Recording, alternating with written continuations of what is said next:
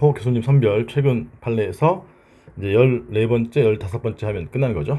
그래서 14번째 판례의 경우에 채무 부존재 확인의 소인데 양가로 3을 먼저 보면 요 갑 주식회사 컨소시엄과 갑 등과 한국에너지기술평가원 갑과 H 이렇게 하면 이 법에 따라서 산업기술혁신, 산업기술개발사업에 관한 협약을 체결했다. 협약. 반대방의 의사의 합치 계약인데 공익목적의 계약이면 공법상 계약, 사익목적의 계약이면 사법상 계약 이렇게 판단할 수 있는 거죠.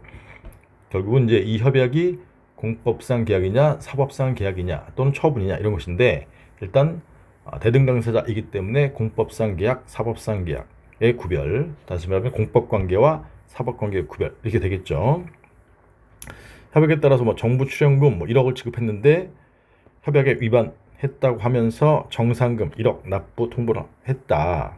그러면 요 협약에 의한 의무 불이행이기 때문에 그 반환 의무 이행을 구하는 소송이에요. 그래서 갑 회사에게 의무가 있고 그 다음에 H는 권리가 있다. 이런 권리 의무 관계가 공법상 계약에서 나온 공법상 법률 관계이기 때문에 갑 회사가 다투는 소송은 당사자 소송이어야 되죠. 갑 회사는 정상금 반환 채무가 존재하지 않는다. 나의 의무가 존재하지 않는다. 상대방의 권리는 존재하지 않는다. 즉 법률 관계를 다투는 것이죠. 이런 부존재 확인소를 원래는 당사자 소송으로 제기했어야 되는데 이제 민사소송으로 잘못 제기한 것이죠. 그래서 결론, 위 협약은 공법상 계약에 해당하고 당사자 소송의 대상이다. 그래서 먼저 이 협약의 법적 성질이 공법상 계약이라면 그다음에 소송을 잘못 제기했으니까 로마자 3번은 요 당사자 소송을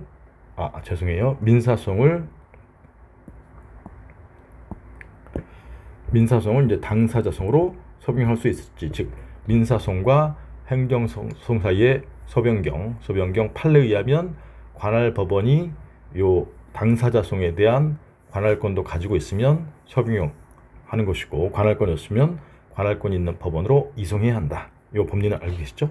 그래서 이제 소변경 등이 이제 로마자 3번의 내용이죠. 로마자 2번은 공법관계와 사법관계의 구별 이렇게 될 수 있죠. 그다음 이제 양가로 1번은 공법상 계약의 의미, 공법상 계약에 해당하는지 판단하는 방법이 있는데 이건 공법관계, 사법관계 구별에서 주리권복인데 종합소리 통설 판례인데 주로 이제 이익설을 활용하는 거예요. 이익설. 나머지도 뭐 여러 가지가 있죠. 그다음에 양가로 2번은 원고가 고의 중대한 과실 없이 행정소송, 당사자소송으로 제기할 사건을 지금 민사소송으로 잘못 제기했을 때 관할권 있으면 소변경, 관할권이 없으면 이송 이렇게 되는 것이죠. 그래서 판결 요지에서 양가로 1번에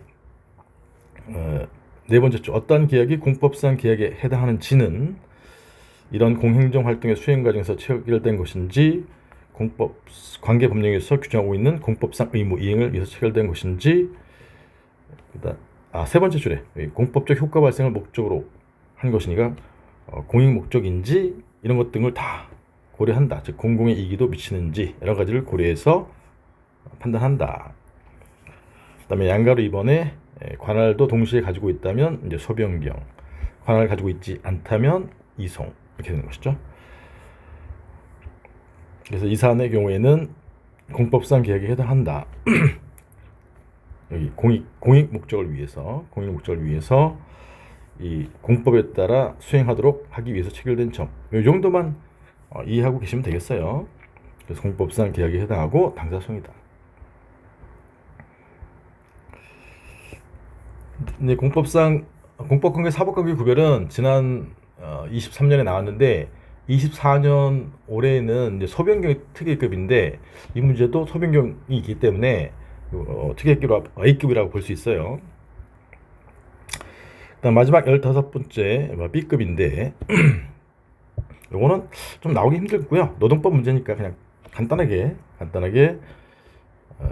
육아 고용보험법 70조 2항에서 정한 육아휴직급여 청구권의 권리행사 기간은 제척기간으로 봤다. 제척기간과 소멸시효의 가장 큰 차이점은 제척기간은 중단이 없죠. 소멸시효는 중단 등이 있고, 그 다음에 강행규정이라는 말은 반드시 그 기간 내에 행사해야 된다. 행사하지 않으면 위법하다. 이런 내용이고요. 왜 제척 기간이냐면 규정 형식이 다르다. 그래서 규정 형식이 다르기 때문에 결론 10조 2항에서 정한 신청 기간은 추상적 권리 행사에 관한 제척 기간이다. 그 다음에 왜 강행 규정이냐면 법률 관계를 조속히 확정시키기 위한 강행 규정이고 훈시 규정이라고 볼 수 없다. 강행 규정의 대응 개념이 훈시 규정이죠. 훈시 규정. 행정청이 법에 반하는 행위를 했을 때 강행 규정이면 위법, 훈시 규정이면 적법. 하여튼 뭐 이런 식으로 이렇게 해서 이제 전체 선별을 마무리했고요. 제 개인적인 판단에는 하 교수님이 고르신 것 중에서 A급은 좀 반드시 잘 정리를 해 두셨으면 좋겠습니다. 그러면 아마 좋은 성과가 있을 것이고요. 여러분들이 열심히 하셔서 꼭 좋은 성과를 내시고 좋은 성과가 났을 때 저에 대해서도 좀 언급을 부탁드리겠습니다. 감사합니다.